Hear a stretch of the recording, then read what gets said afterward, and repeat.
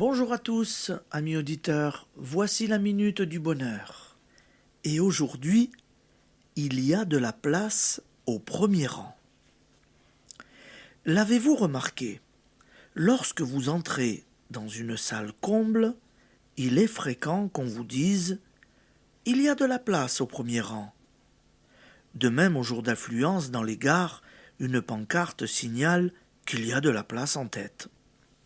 Oui, nos malheurs et ceux de l'humanité viennent du fait que nous nous contentons de piétiner dans un règne qui est à peine au-dessus du règne animal. Esclaves de nos convoitises, de nos violences, de nos instincts les moins évolués, alors qu'il y a de la place au premier rang, qui est celui de l'homme digne de ce nom, conscient du pouvoir que lui confère l'esprit sur toute chose en ce monde, à commencer par lui-même, conscient, enfin, de son divin héritage. Mais descendons de ces hautes cimes vers lesquelles il convient de s'élever progressivement. Chaque détail de notre vie quotidienne peut nous aider à les atteindre.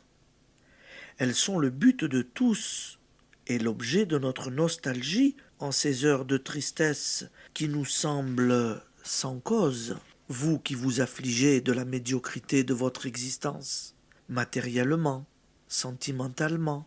Il y a de la place au premier rang. Exemple. Il peut être difficile de trouver une place de sténodactylo. Mais la meilleure sténo d'une affaire, d'une ville, d'une province, n'a que l'embarras du choix parmi les situations bien rémunérées. Il n'est pas facile d'avoir de bons amis, mais si l'on dit de vous que personne ne vous surpasse en loyauté, en gentillesse, on se disputera votre société. Il faut apporter à tout ce qu'on fait, à tout ce qu'on est, le maximum de perfection. La force créatrice qui est en vous vous aidera à y atteindre.